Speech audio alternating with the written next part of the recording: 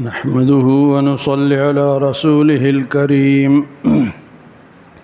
أما بعد فأعوذ بالله من الشيطان الرجيم بسم الله الرحمن الرحيم وما تنزلت به الشياطين وما ينبغي لهم وما يستطيعون إنهم عن السمع لمعزولون فلا تدع مع الله إلها آخر فتكون من المعذبين وأنذر عشيرتك الأقربين واخفض جناحك لمن اتبعك من المؤمنين فإن عصوك فقل إني بريء مما تعملون وتوكل على العزيز الرحيم الذي يراك حين تقوم وتقلبك في الساجدين إنه هو السميع العليم۔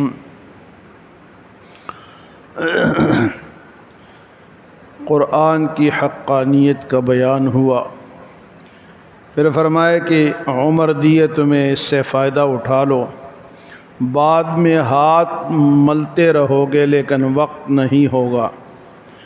اور فرمایا کہ جو بھی بستیاں ہلاک ہوئیں، علاقے ہلاک ہوئے، اس کے بعد ہوئے کہ پہلے ان کے پاس ڈرانے والے آئے، اللہ کے نبی آئے، ڈرانے والے آئے، پھر جب نہیں مانا تو پھر وہ بستیاں ہلاک ہوئیں۔ اور اللہ پاک فرماتے کہ اس میں باقی لوگوں کے لیے نصیحت ہے، ذکریٰ وما کننا ظالمین، نصیحت ہے لوگوں کے لیے اور ہم ظلم کرنے والے نہیں۔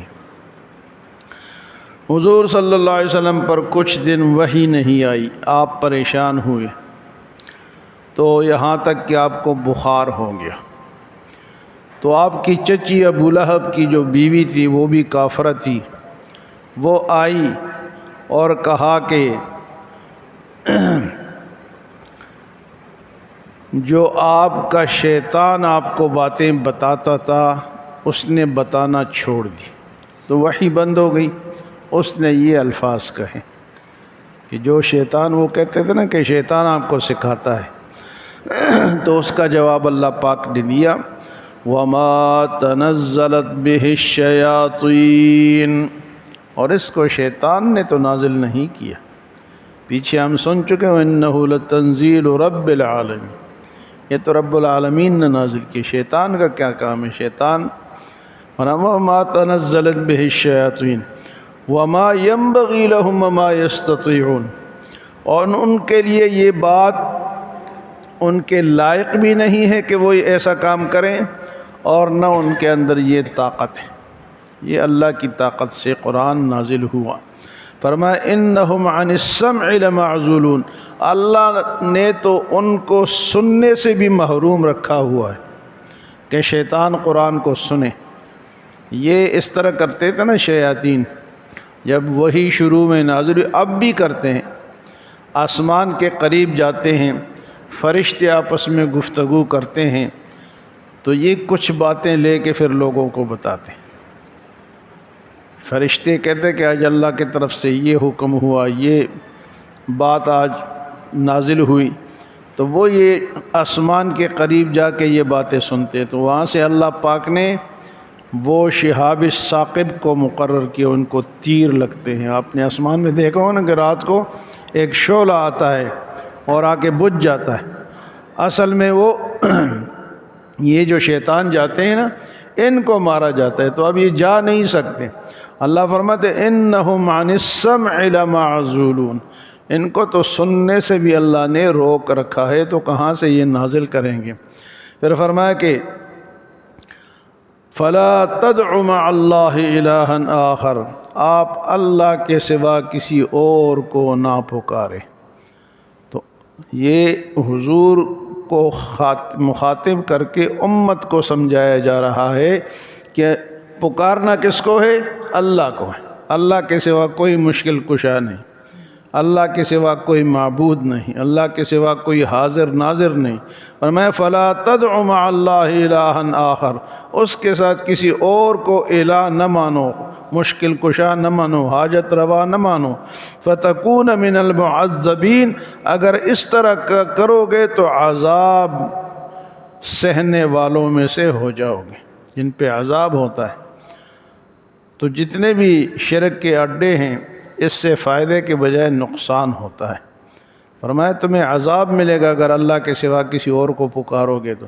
فلا تدع مع اللہ الہا آخر فتکون من المعذبین۔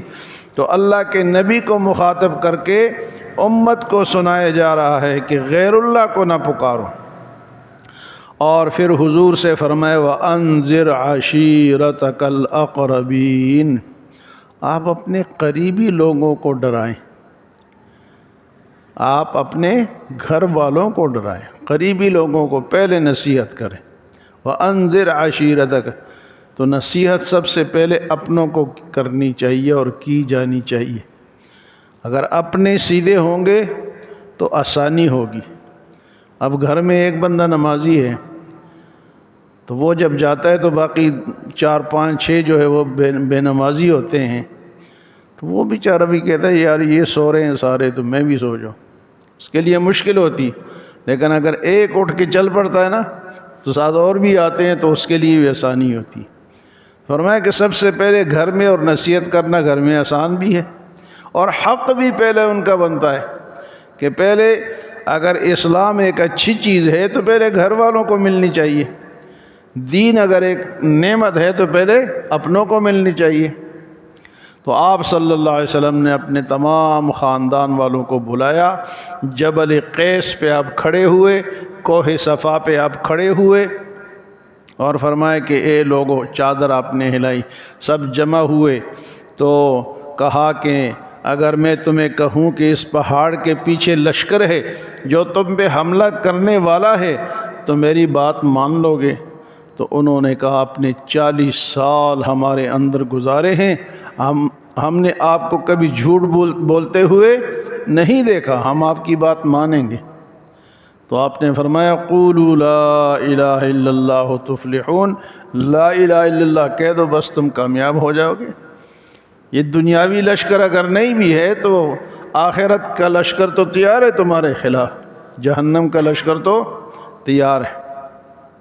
تو آپ نے جب ان کو یہ فرمایا تو سب سے پہلے آپ کے جو چچا تھے ابو لہب، اس نے فرمایا تباً لک یا محمد لہذا جمعتنا، اے محمد آپ ہلاک ہو جائیں، آپ نے ہمیں اس لیے جمع کیا، اس بات کے لیے۔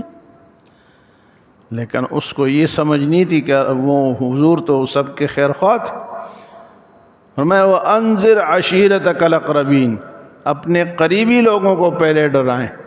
اور دوسری جگہ بھی اللہ فرماتا ہے قُوا أَنفُسَكُمْ وَأَهْلِيكُمْ نَارًا، بچاؤ اپنے آپ کو اور گھر والوں کو آگ سے۔ قُوا أَنفُسَكُمْ وَأَهْلِيكُمْ نَارًا، تو یہ تو ہم نے کبھی سوچا ہی نہیں ہے کہ ہم تو کہتے ہیں میں بچ جاؤں، میں پہلی صف میں نماز پڑھ لوں، باقی جدھر مرضی ہے جائے۔ میں قُوا أَنفُسَكُمْ وَأَهْلِيكُمْ نَارًا، اپنے آپ کو بھی آگ سے بچاؤ اور گھر والوں کو بھی بچاؤ۔ بھئی کوئی اچھی چیز ملتی ہے تو بندہ پہلے گھر لے کر آتا ہے نا، یہ فروٹ بڑا اچھا ہے جی گھر لے کر جاؤ، یہ کپڑا بڑا اچھا ہے جی، یہ برتن بڑے اچھے ہیں جی گھر لے کر جاؤ۔ تو دین تو سب سے زیادہ اچھا ہے تو پہلے تو ان کو ملنا چاہیے نا۔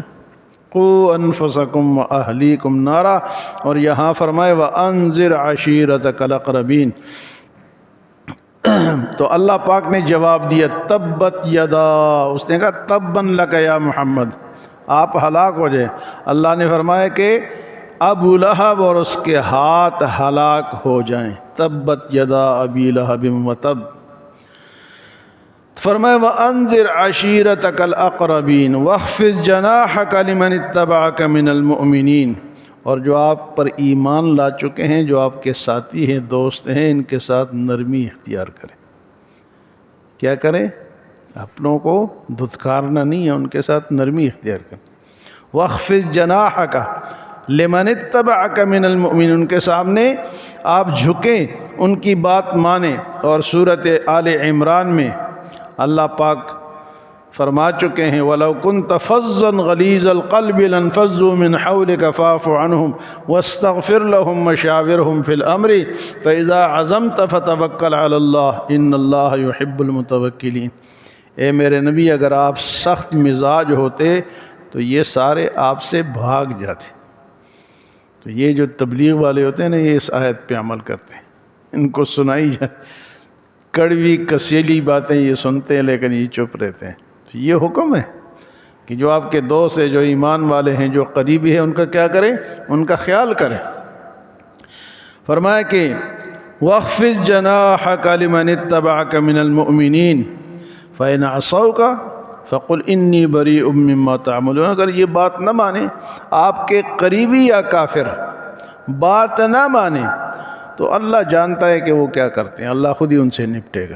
فَإِنْ عَصَوْكَ فَقُلْ إِنِّي بَرِيءٌ مِّمَّا تَعْمَلُونَ وَتَوَكَّلْ عَلَى الْعَزِيزِ الرَّحِيمِ، اور آپ بھروسہ کریں اس ذات پر جو زبردست ہے اور رحم کرنے والا ہے۔ وَتَوَكَّلْ عَلَى الْعَزِيزِ الرَّحِيمِ الَّذِي يَرَاكَ حِينَ تَقُومُ وَتَقَلُّبَكَ فِي السَّاجِدِينَ۔ جب آپ نماز میں کھڑے ہوتے ہیں، جاتے ہیں، پھر آتے ہیں، پھر کھڑے ہوتے ہیں، تو وہ اللہ آپ کو دیکھتا ہے۔ تو جو بھی نماز میں آتے ہیں ان سب کو کون دیکھتا ہے جی؟ اللہ دیکھتا ہے۔ اللہ کے سامنے ہے، کون کھڑا ہے میرے سامنے؟ تو حضور کو فرمایا کہ جب آپ کھڑے ہوتے ہیں نماز میں اور دوبارہ جاتے ہیں، دوبارہ آتے ہیں، الذی یراک حین تقوم وتقلبک فی الساجدین انہ هو السمیع العلیم، بے شک وہ تو سننے والا اور جاننے والا ہے۔ تو جواب دیا کہ شیطان کا کلام نہیں ہے، کس کا کلام ہے؟ اللہ کا کلام ہے۔ اور پکارو کس کو؟ ایک اللہ کو پکارو، اور گھر والوں کو پہلے سمجھاؤ، اور اپنے قریبی لوگوں کے ساتھ نرمی اختیار کرو، اور جو نہیں مانتا ان کا حساب خود ہی اللہ فرمائیں گے۔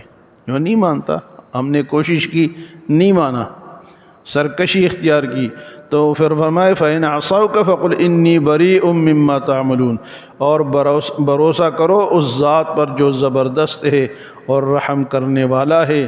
نماز میں جو بھی کھڑے ہوتے ہیں، جاتے ہیں، آتے ہیں، مسجد میں کھڑے ہوتے ہیں، ان کا رب ان کو دیکھ رہا ہے، اور وہ سننے والا اور جاننے والا ہے۔ اللہ ہمیں عمل اور سمجھ کی توفیق عطا فرمائے۔